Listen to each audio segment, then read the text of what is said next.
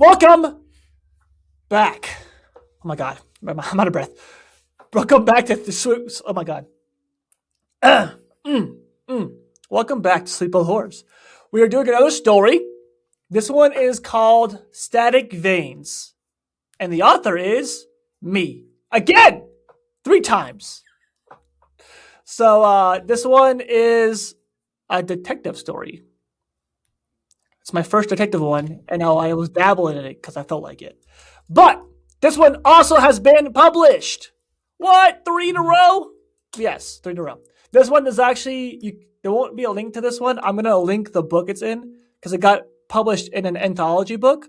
So there's no link to read the story. So you guys are hearing it from me.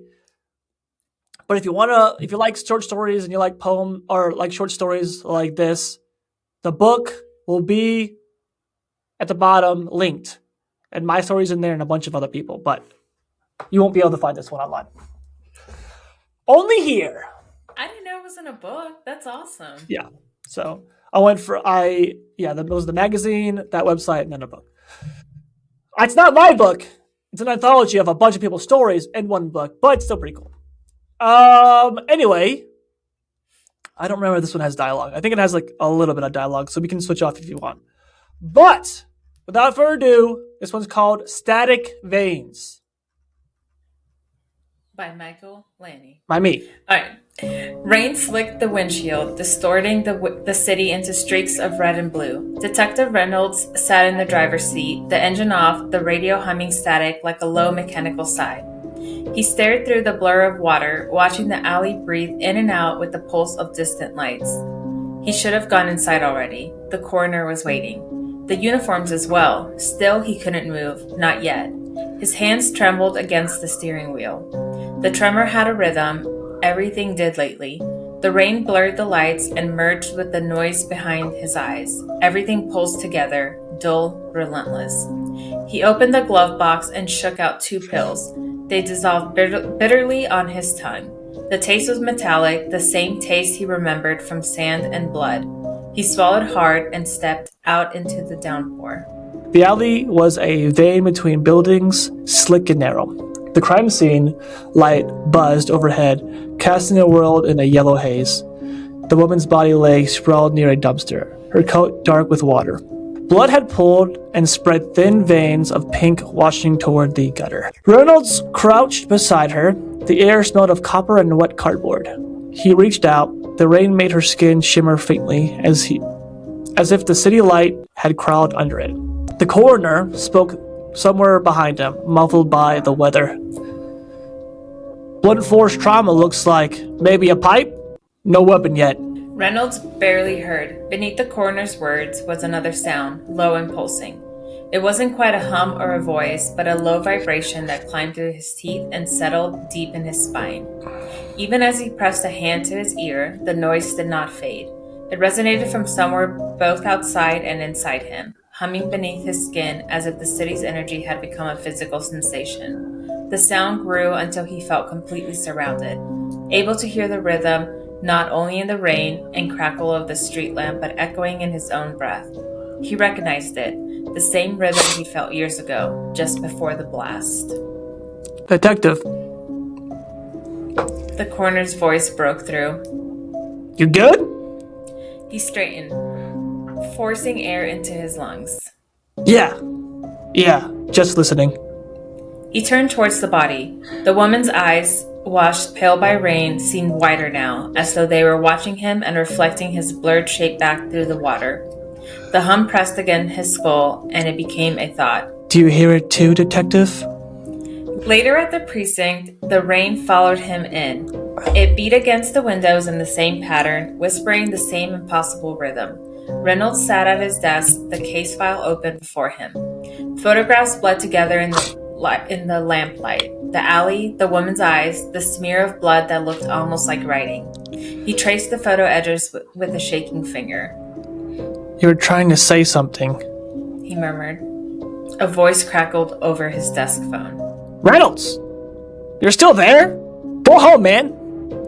He didn't answer. The static on the line deepened, the same tone from the alley, vibrating through the handset like a second heartbeat. He hung up. The sound didn't stop. Instead, it spread through the lamp, the radiator, the hum of the building. The whole station seemed to breathe in sync with him. He pressed his palms to his temples. It's just the tinnitus. It's always been there. But it wasn't always this loud. He flipped through the photos again. In one of them, the victim's hand was curled tight, holding something he hadn't noticed before. A shard of glass, small, triangular, marked with the faint curve of a number, 7. He checked the evidence log. There was nothing about it. No item tag, no notation, nothing at all to confirm what he'd seen. He blinked. A moment ago, the photograph had been dry. Now, water pooled around the photo, as if it were leaking straight from the image. The paper warped, the ink running in dark lines, the woman's face dissolving into a pale blur. Reynolds stepped back, breath catching, uncertain whether the room had changed or he had. His reflection trembled in the glass of the office door, pale, distorted, and wrong. He turned towards the window. Outside, the city lights pulsed in slow waves. For a second, he thought he saw movement in the alley below, something crawling just beneath the asphalt, though he couldn't tell whether it was a memory or happening now. The hum deepened, unreal but insistent, until it became words again, faint, female, and close enough to feel against his ear. The line between his memories and new experiences blurred. Do you hear it too, Detective? He spun, knocking over the lamp. The office plunged into shadow, the only light from the window, the same jaundiced glow from the alley. He froze. Something was standing in the corner. Someone stood there, dipping. Someone stood there, dripping and silent. Who? His voice broke. He reached for his weapon, but his hands wouldn't obey. The figure moved closer. Her face came into the light. It was hers, the woman from the alley, eyes bright with reflected rain. She spoke without sound. Her lips formed words he couldn't hear. Reynolds backed against the desk, knocking papers to the floor. The hum reached the pitch so high it became silent, then nothing. There was no one there, no sound, just the steady whisper of the rain. I'm gonna keep going. Okay. He didn't know how long he stood like that. The phone on his desk rang once, then stopped. The hum returned, softer this time, steady and patient. Reynolds sat down slowly, pressing his hands against the wet desk. He could feel it pulsing through the surface, through him. He leaned close to the window. The glass trembled with every beat. Outside, the city looked alive. The streets glowed faintly. Lights flickered in rhythm with his heart. He whispered to no one. What are you? The hum answered, though no words formed. It was just a deep, endless, familiar vibration. When the morning shift arrived, the office was locked from the inside. Reynolds' coat hung on the chair. His phone sat off the hook, emitting only a soft, static hum. No one could explain the faint vibration in the floor or why the building's lights flickered in sync with the sound of a heartbeat. And that's the end. Whoa. How'd you feel about that one? That was a really good story. I feel like this could be... I was like watching it in my mind. Right. A lot of imagery. Yeah. I have questions, though. What are your questions? Is he part of the building, or was it that lady? So that's just... He's having a PTSD moment. But, like, at the end, does he leave? Like, is he nowhere to be found? So that's why I left it like that. Swallowed in by the building or taken by the lady, the So ghost? that is why I left it open. And I think it's why I didn't win the competition. But I don't like closing. I don't like having the story end with like a closer. I like to like leave them as a cliffhanger, especially this one. There could be a lot of options here on where he went. Either option 3 or option 1, the ghost got him and he's disappeared. Option 2, he ran off, never to see him again. Option 3, he took his own life. So it's really up to the reader on how they are reading it and how their headspace is while they're reading it. That's the whole point. That's why I wrote it that way. I hope it's not option 3. I'll take 1 or 2. I'll take one or two. I hope it's the ghost. The ghost is not real. It's not. Honestly. This is not really a ghost story. The ghost is a figment of his imagination. It's supposed to be related to his time in service. It was a really good story.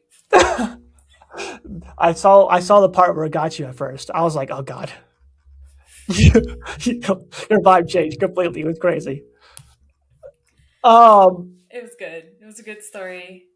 So, yeah, I made this story on purpose to make it like to mess with the reader's mind, really, to see like what avenue they think it would go. I don't even know, to be honest, what happened to him. And I'm the writer, so I like a lot of the different options. So I left it kind of ambiguous on purpose, and a lot of people don't like that. Sorry. Like I want it to end. I want it to be like some type of ending. Not this one. So, but yeah, you liked it. It was good. I liked it. I liked It was the first time reading this story, yeah, so I really liked it. and you're right though. I do even rereading it and like you reading it to me. I the imagery is really there when it comes like I did feel like I was in the alley and in the precinct, like in the rain, like a really dark setting. So Yeah, it was good. Yeah. Who knew? Michael Laney, you're a writer. yeah, I haven't read in a bit. I haven't read in a while, but my dad's is a published author. He has an actual book. Like a whole book? Yeah, Have you read it? no, I have not read it yet. He ruined it for me. He told me how it ends. I don't want to read it now. Is it a ghost? Is it horror? Ghost? It's paranormal. Paranormal. Yeah, You should yeah. send the link. Yeah, I think it's on Amazon. I'll send it to you. I'll send you the link. But anything else about the story? Any other questions? I think that was my main one, and I like option 1 and 2. Someone to. I was watching you when you read like a couple parts because I forgot that this was about PTSD. I forgot. I really did. I was like, and there's like a couple parts. I was like, oh, whoopsies. I kept it chill. I kept it I kept it chill. really good. I kept it chill. I kept it chill. But yeah. So No, pretty that's funny. good. Hope you guys enjoyed. That's the three. That's over. If you've watched the other two, that's the three stories I have written and gotten published. I've written more stories. I just haven't have them published or have finished them. But hope you enjoyed this short story. More to come. Andrea's gonna get us stories from Reddit. Contact the authors, and we will see you next time. Sleep well, and good night.